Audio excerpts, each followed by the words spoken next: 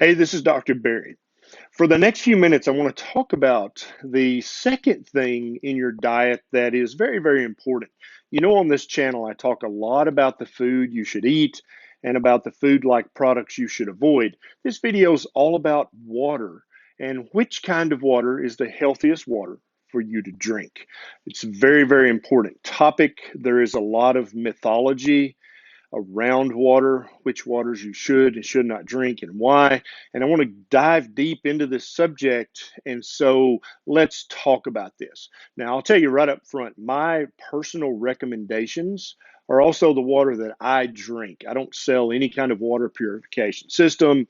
I'm not endorsed by any particular brand of water. I drink the waters that I think are the healthiest for me and for my family.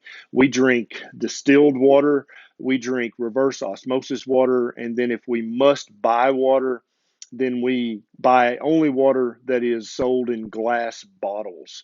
We don't buy distilled water if we can help it in plastic because distilled water is a little more aggressive at pulling minerals and plastics and things. It's not nearly as aggressive as a lot of people talk about it being, and we'll talk about that later in this video, but it is more likely, especially if that bottled distilled water in plastic sits for a long period of time, or if it's exposed to sunlight or heat, some of the plastics are going to leach out into that water, and then you're going to consume that plastics. And I have videos both here and on my Facebook page about why that's a bad idea.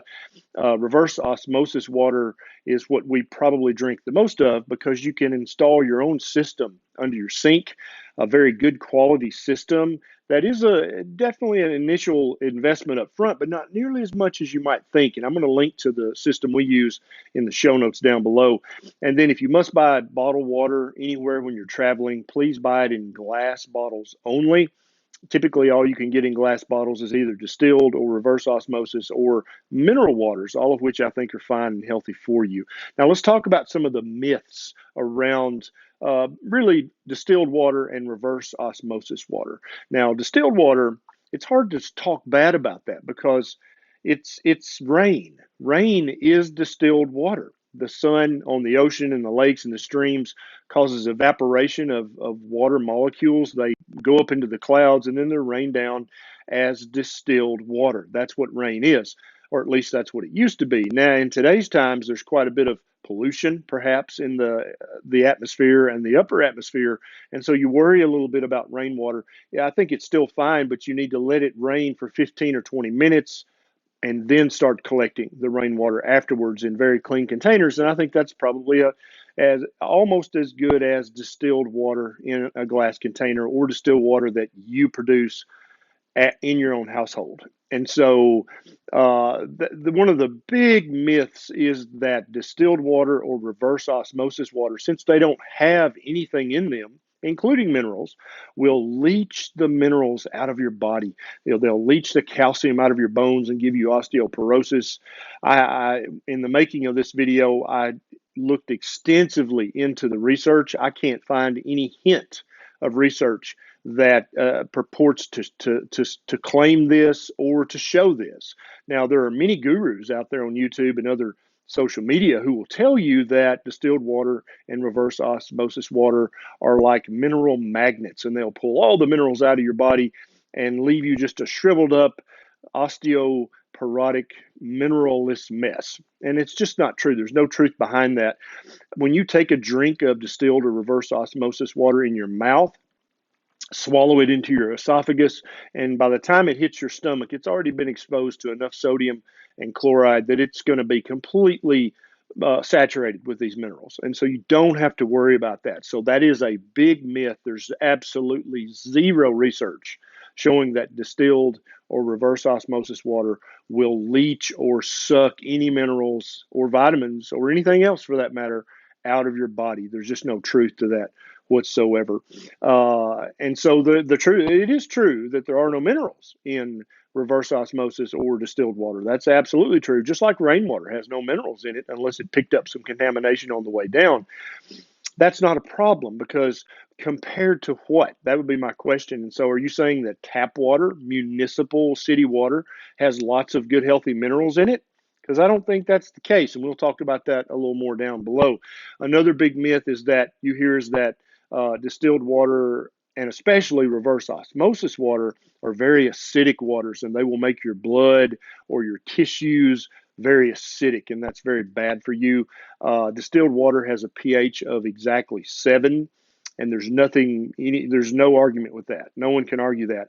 Reverse osmosis water, if it's left exposed to air, might pull some carbon dioxide into it out of the atmosphere, out of the air you're breathing right now, and that might lower the TH temporarily. But as soon as you swallow that water, your stomach pH is more acidic, not by a little bit, but by orders of magnitude, by powers of 10 more acidic. And so that literally makes no difference to your body at all. Your body, by the time the water is absorbed in by your small intestine, your body can't tell if you drink rainwater, distilled water, reverse osmosis water, or city water, except for the contaminants that are in the water. And that's why I recommend reverse osmosis or distilled water for your home, is because you just can't trust municipal water anymore. I was a county commissioner for 4 years in my local county, and we had problems with the water having too much fluoride, too much chlorine, too much of this and that and the other, and they were constantly having to tweak this and sending out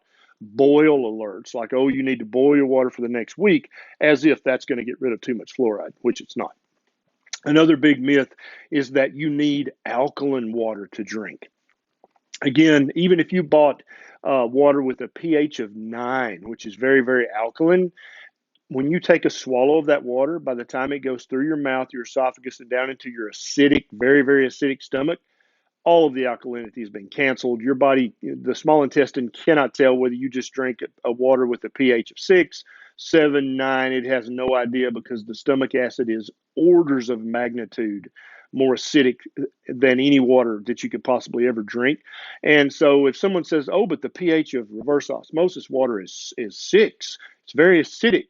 Well, remind them that the acidity of the coffee they're drinking, the pH of coffee is about 4, and tea also is about 4. So if they're worried about acidity, they probably ought to stop the coffee and tea as well, because they have an acidity of about 4, which also does not matter, because your stomach acid is about 100 times more acidic than that. So it makes no difference whatsoever. Now let's talk about some truths, okay? The minerals in your municipal water, if you get city water, or even if you have spring water or well water. Now, spring water and well water, if they're uncontaminated, can be very good sources of water. My grandmother has a very deep well on her property. The water tastes delicious, and we actually sent it off. And it has a few little minerals, but it didn't have any contaminants whatsoever. So it's a wonderful water for her to drink and for us to drink when we visit.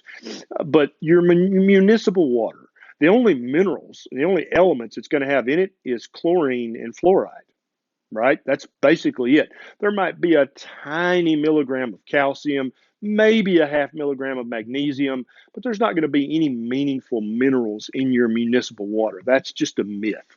If you buy mineral water in a glass container, then you might have more minerals, but still, if you look on the back, you'll be very shocked at how few minerals are actually even water labeled mineral water.